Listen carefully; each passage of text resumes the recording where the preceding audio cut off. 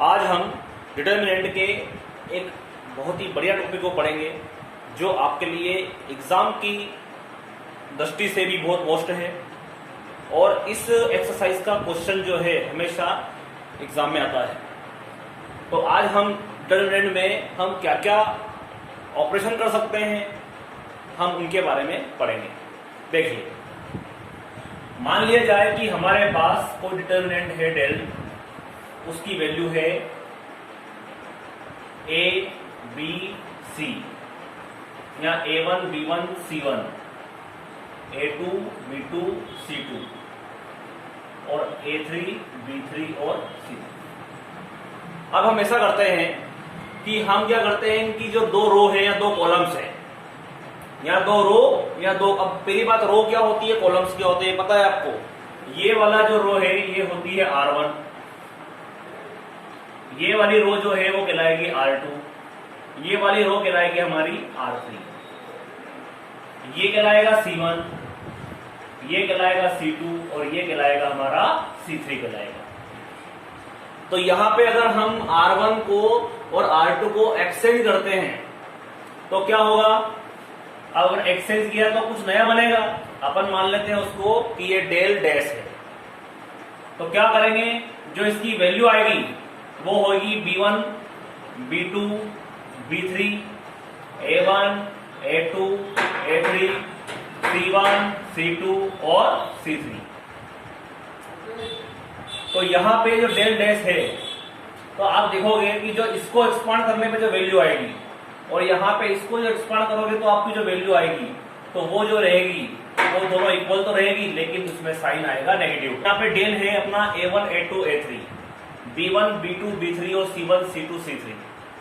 तो अगर अपन इसका ट्रांसपोज निकालते हैं, ट्रांसपोज मतलब इसके सभी पंक्तियों को कॉलम में चेंज कर देते हैं, तो क्या होगा, ये a1 a2 a3 b1 b2 b3 c1 c2 c3।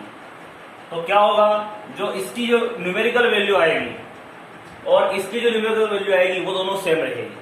मतलब मान लिया जाए ये डेल डैश है ना, ये क्या है, ट्रांसपोज ऑफ डेल, इसको अपन ने शो कर दिया डेल डैश से। मतलब सभी पंक्तियों को हमने सभी कॉलम में चेंज कर दिया। अब यहां पे क्या होगा, डेल की वैल्यू जो है वो किसके इक्वल होगी, डेल डैश के इक्वल होगी। ये हुई हमारी पहली प्रॉपर्टी और ये हुई हमारी सेकेंड प्रॉपर्टी। अब हम तीसरी प्रॉपर्टी के बारे में बात करते हैं। अगर किसी डिटर्मिनेंट का एक रो या एक कॉलम जीरो हो, एक रो भी हो सकती है और कॉलम भी हो सकता है,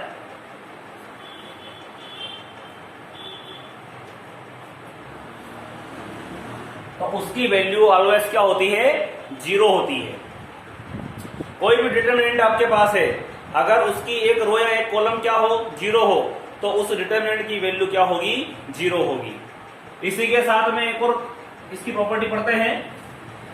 कोई डिटर्मिनेंट है हमारे पास, उसमें दो रो कॉमन एक जैसी है, मान लिया a b c, इसके दो जो कॉलम है a b c e f g कुछ भी मान लिया जाए, इसके दो रो या दो कॉलम अगर इक्वल होंगे तो इस डिटर्मिनेंट की जो वैल्यू होगी वो भी क्या होगी, जीरो होगी।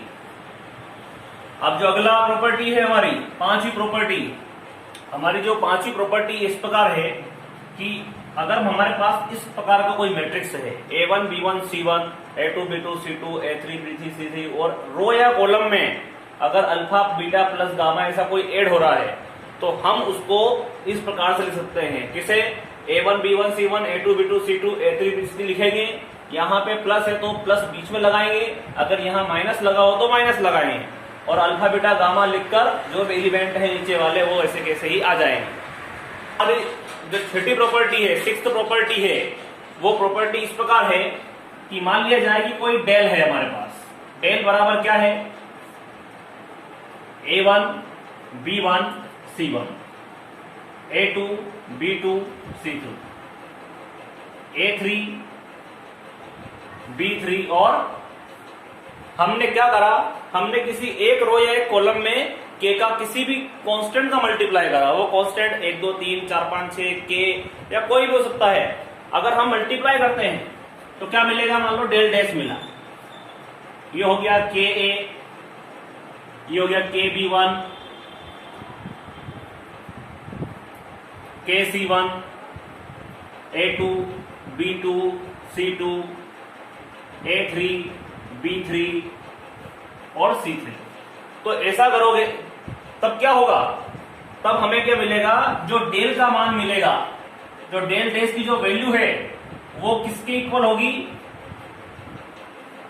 मतलब इसकी जो न्यूमेरिकल वैल्यू आएगी, इसकी जो न्यूमेरिकल वैल्यू आएगी वह इसकी न्यूमेरिकल वैल्यू में के मल्टीप्लाई के इक्वल होगी, मतलब डेल डैश इक्वल टू के डेल। तो ये हुई हमारी सिक्स्थ प्रॉपर्टी। अब सातवीं प्रॉपर्टी में क्या कर सकते हैं अपन, वो बहुत इजी है।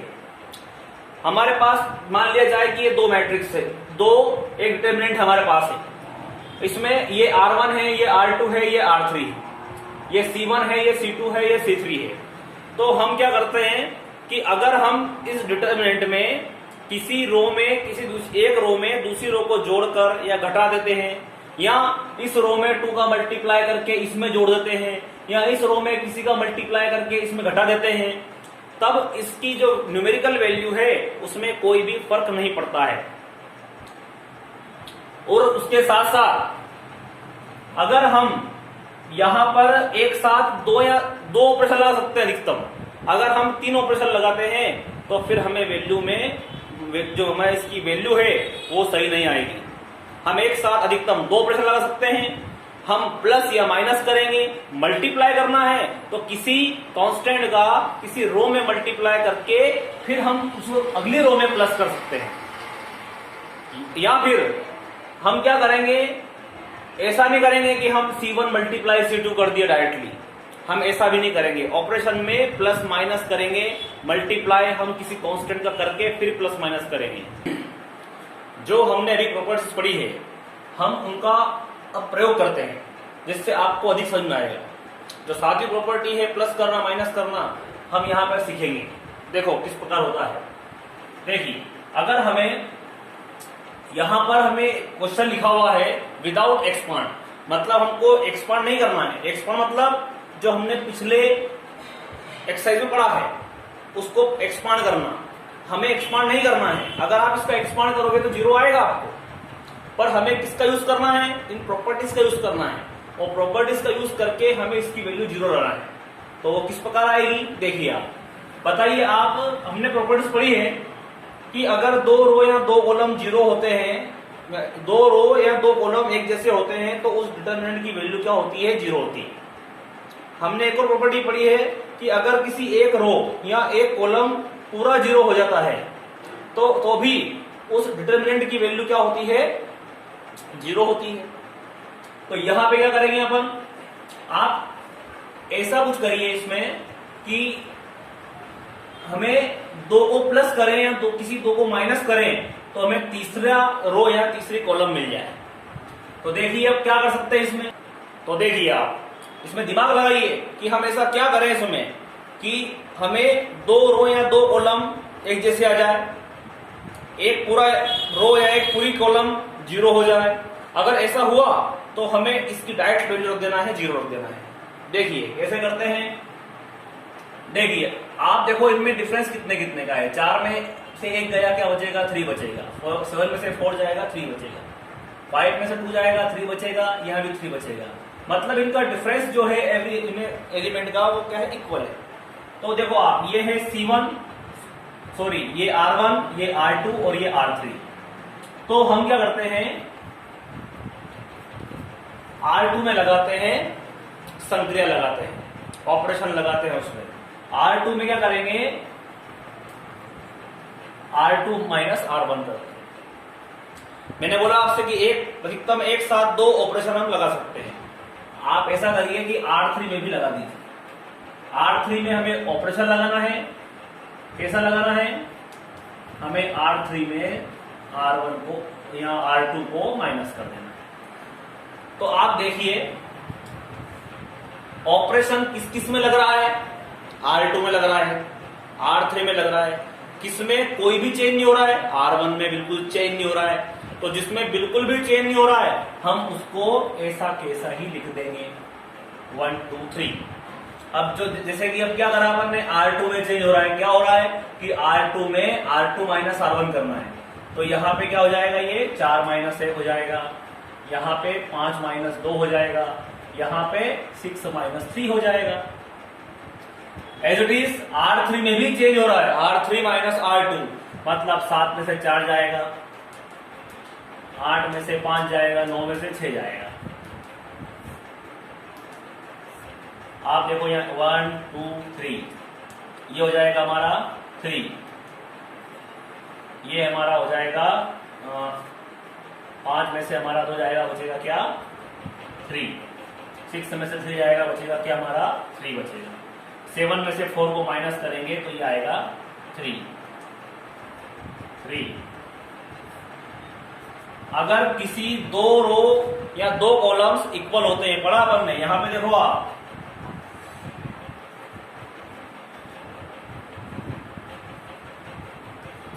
यहां पे रो 2 किसके इक्वल है, रो 3 के इक्वल है, देन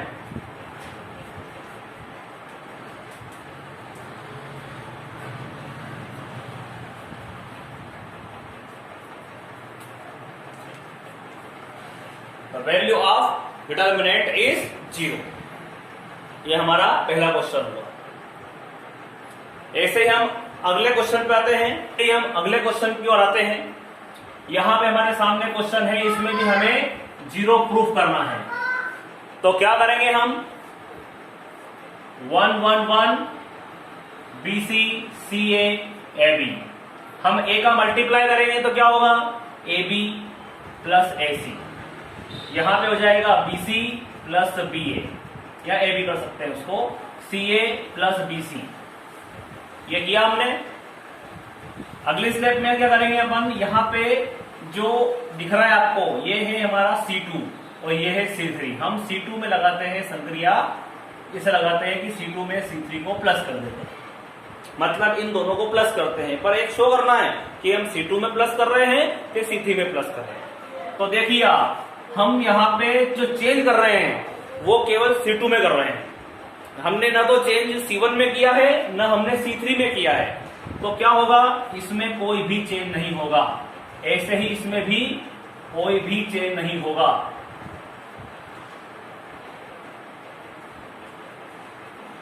अब इन दोनों को प्लस करेंगे तो क्या आएगा, AB plus BC plus CA। इन दोनों को चेंज करेंगे तो ये हो जाएगा AB प्लस BC प्लस, इन दोनों को चेंज करेंगे तो आएगा। अब आप देखो इस पूरी रो में एक AB plus BC plus CA सभी तीनों में दिख रहा है, तो हम उसमें से कॉमन निकाल लेते हैं। अपन ने प्रॉपर्टी नंबर 6 पढ़ा है। प्रॉपर्टी नंबर 6 में अगर पढ़ा है हमने कि डिटर्मिनेंट की जो वैल्यू होती है, अगर किसी रो में k का मल्टीप्लाई कर दिया जाए तो उसकी वैल्यू उस डिटर्मिनेंट के k के मल्टीप्लाई की इक्वल होती है, मतलब दोनों इक्वल होती है वो। तो यहाँ पे एक जो कांस्टेंट है वहां पे k नहीं होते हुए क्या है, यहाँ पर AB BC CA है, तो हम इसको बाहर निकाल लेते हैं।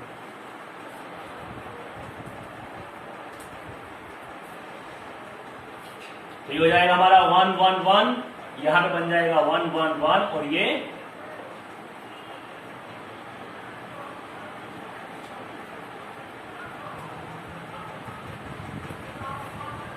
अब यहां हम लिखेंगे कॉलम 1 इक्वल टू कॉलम 2, मतलब यहां पे रो लिखेंगे, यहाँ रो इक्वल थी, अब यहाँ कॉलम 1 अब कॉलम 2 के इक्वल है, तो यहां लिखेंगे कॉलम 1 इक्वल टू कॉलम 2।